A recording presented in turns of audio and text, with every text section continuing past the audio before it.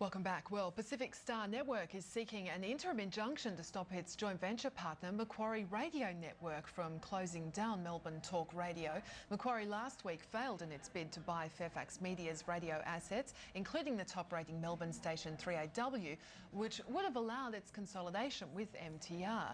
Obviously, this is all in state of flux, but James, wanted to get your views. I mean, what could this mean? It seems to be really hanging in the balance. It seems to mean the station could be off air Friday this week, depending on what happens in court. But yeah, it just hasn't worked at all, the original plans for the station. You know, we covered it a year ago. We had Steve Price on. We talked about what they wanted to do. You know, their goal, they didn't want to upset, you know, the market leader, 3AW. They wanted to get a share of the market. That hasn't happened. Lots of reasons. They'll say, look, we had reception problems, stuff like that. But it just never really went to plan. They've only ever had 1 or 2% share of the market, you know, which just wasn't enough to get some ad revenue to cover their costs. And it's been a big blowout in Macquarie Radio's budget.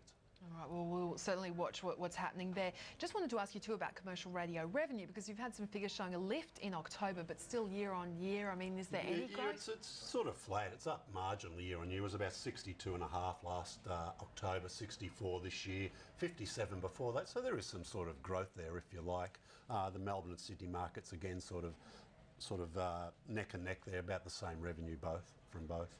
All right, James, thank you for that. Let's now just turn to a radio host himself, Eddie Maguire, of course, at Triple M in Melbourne Breakfast. Foxtel signing the Nine personality to head up or host its new high-definition AFL channel, Fox Footy, which is launching in February. I spoke to Eddie Maguire a little earlier and asked him about why he was drawn to this new role. Oh, look, it's a bit of fun, Bridie, to be honest, to get back involved in football. In the AFL, I haven't broadcasted for about 5 or 6 years since I left the footy show in Melbourne to go to Nine to be the CEO, obviously. So being back in town, obviously, I've been involved with Collingwood as the president. But you look, my first love, I think I got my first press pass when I was 13 years of age to cover the VFL, AFL. So it's good fun to get back in, have a bit of a call, do some shows. And look, the long-term future of sport is at Fox Sports and Foxtel, and it's great to be a part of it. And at the same time, maintain my association in entertainment with the Nine Network and big events. So look, in a lot of ways, it's a boys' own annual result for me. I'm able to do all the things I really enjoy and have a bit of fun doing it all. You're one of Nine's top personalities. Fox Sports is a rival. How did you convince Nine bosses to let you sign with Foxtel? Well, it was one of those funny ones, Bridie. I think we all thought it was a good idea, and everyone you know, worked it round when we sort of chatted about it. And you know, Jeff Brown and David Gingell at Channel 9 were keen to keep me, obviously, at Channel 9 to continue doing things like Hot Seat and the Olympic Games and other major events that we're able to do right throughout the course of my career at Channel 9. And also, I was very keen to stay at Channel 9. It has been, you know, my home since 1993-94. We've had a lot of success, a lot of great times. Have basically done every job in the place. So I'd love being involved in free-to-air television on the Nine Network. But when the opportunity came up to get involved in the football again, it doesn't conflict with anything Channel 9's doing. They don't have any football, certainly not for the next 5 years, and probably not for a while after that. In many ways, there was no conflict at all involved in going to Foxtel to do football, particularly in Melbourne and the southern states. So it was one of those ones we worked it out between ourselves, Jeff Brown, David Gingell from Nine's point of view, Kim Williams, of course, from Foxtel, and Patrick Delaney, who were fantastic to deal with. James Packer was in there as well, working things around. And at the end of the day, I come out, Bridie, I'm working for everybody these days. Everybody's my boss. Well, I wanted to ask you that. How are you going to manage it all? I would just keep going, keep boxing on as we always have.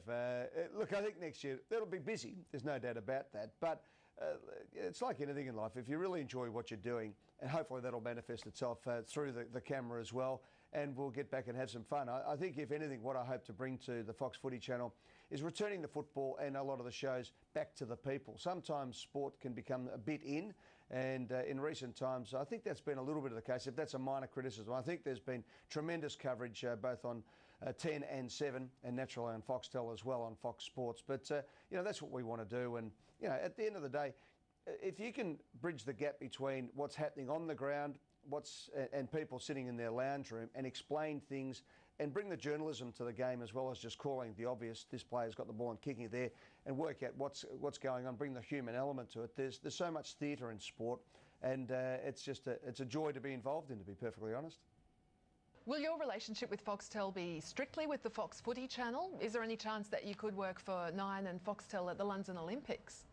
Yeah, there's probably a chance I'll do that, yes. Again, we all have to sit around and sort it out, but the goodwill is amongst everybody. Nine and Foxtel have a very good relationship. I mean, obviously they've done the deal on the AFL back, 7 years ago now.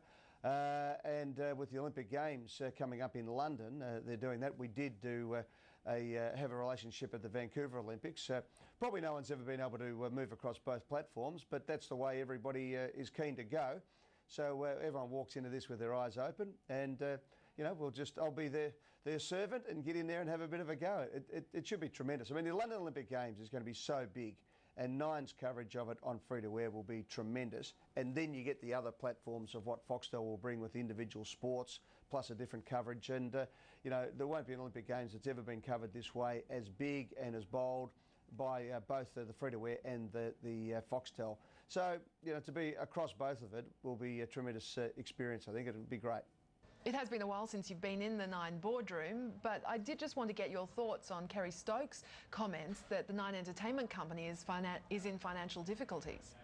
Well, look, all I know is that I work for Nine, Channel 9 that is, and when I was CEO, I was CEO of the Nine network, and Channel 9 seems to be going beautifully at the moment. The ratings are strong from what I see. The sales are going well. So, that's the cut and thrust of those guys at that level. These days, Bridie, all I've got to worry about is making sure my show's rate and I turn up on time and do the right thing. I'll leave all that now to Jeff Brown and David Gingell. But, look, there's always a bit of a cut and thrust between the big boys, and I think that's just part of the sport. Let's get a check now of the media sector's performance this week. We're joined by Chris Weston from IG Markets in Melbourne. Fairfax AGM, just one of a number of media stocks in the news this week. Yeah, good afternoon, Bridie. I mean, Fairfax down 4.2% for the week. We've seen the Trade Me IPO coming out earlier on the week, and I don't think anything really surprised us there. I mean, we saw it raise 279 million Australian dollars. That was priced at $2.70, which I think puts it on an EBITDA multiple of about 11.8 times, which is pretty much in line with some of the other online classified stocks going out there. So that'd be interesting to see how well that's received. I'd imagine reasonably well. The comments from the CEO today were pretty good. They're using those proceeds to pay down debt. We already knew that. They talked about potential further write-downs in 2012, but the stock's down a bit this week. I think the other stocks, such as News Corp, down about 2%. I mean, Seven West Media is down about 4%. APM doing reasonably well up, relatively flat, and then you've got the older stereos, Southern Cross doing reasonably well up about 5%. But yeah, we looked at Seek today. The stocks had a very, very strong run from the lows of the day. It was traded down to 566 on the open. It's up about 5% from those lows of the day. Obviously, the employment numbers today coming out quite strong. 20,000 net full-time jobs coming out. The unemployment rate staying on tick at 5.2%. The market was looking for 5.3%. And this is just as well because most brokers have downgraded, a lot of brokers have downgraded the stock today. Goldman's and Merrill Lynch suggesting that they see 6% unemployment by the second quarter of 2012. But, obviously had a nice bounce from that low of the unemployment numbers. So a bit of a mixed performance this week. Fairfax not reacting too much to that AGM comments. Chris, thank you so much for that update. Well, let's get some other news now with James. And James, we've been seeing the start of the independent media inquiry hearings beginning this week. What have you been watching coming out of it? Yeah, we've had a couple of days in Melbourne. Nothing terribly exciting. The sort of usual, I don't want to call them usual suspects, but people you would expect to turn up at a media inquiry, being there making their stuff. It was a bit of a flat start on the first day, Tuesday down in Melbourne. The hearings moved to Sydney next week. I'm still yet to be convinced there's sort of much point to all this. Maybe we'll just have to wait and see. I won't be too critical till they've released their report in February, but nothing yet that seems terribly startling or impressive. Now, I just want to ask you too about a story in the news earlier, and that was that Nine had reportedly signed a deal with the family of the young Australian boy who's on drugs charges in Bali, facing charges there. What happened here? I mean, Nine's denied that there was ever a deal signed. Yeah, I think there was obviously some discussions went on. How far they got is sort of debatable. was soon sort of realised that, hey, this probably is not a good idea to pursue with this, and both parties or all parties backed away pretty quickly. The X Factor 2, a big winner there for 7, and Big Bang Theory for 9. Just turning the page, and you can see Doc Martin there in 6th place for the ABC. And to subscription TV for week 45, the soccer, the A-League there in top spot for Fox Sports 1, and Killing Time doing very well. Yeah, we talked about that last week, of course. You have fantastic up there, and second most watched show for the whole week. And just quickly turning the page, you can see Grand Designs on Lifestyle, ever popular there at number 6.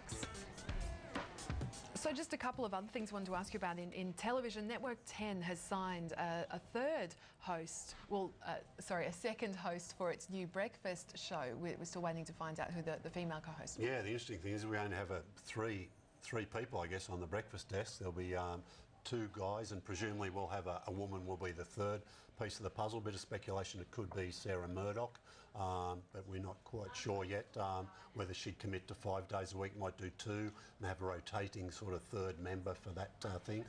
Look, it's not a bad move, I think, to get, it's already generated a bit of press coverage, you know, an outspoken New Zealander, generate some interest in the show. A lot of people thinking though, but look, why is 10 focusing on breakfast television?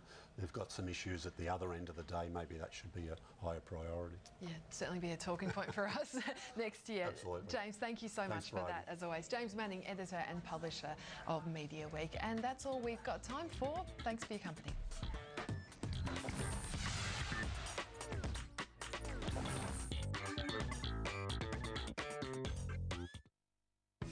From a very young age, my father instilled into me that I can do anything that I want to do. Some of the jobs, where do I start?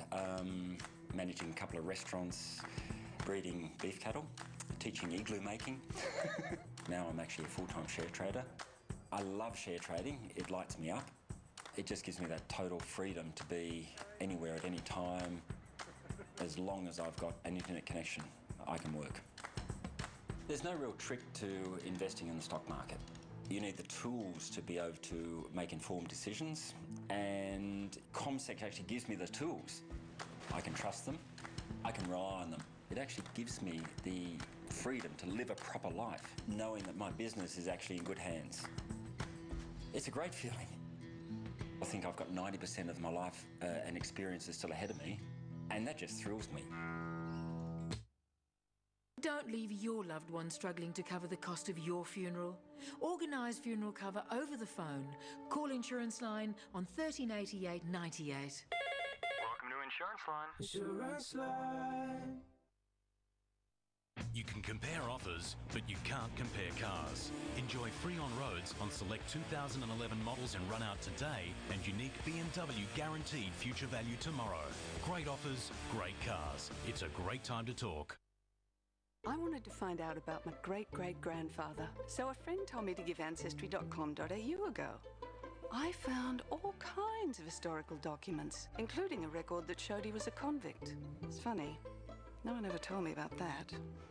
Visit Ancestry.com.au and discover the world's largest online family history resource. You really don't have to know what you're looking for. You just have to start looking.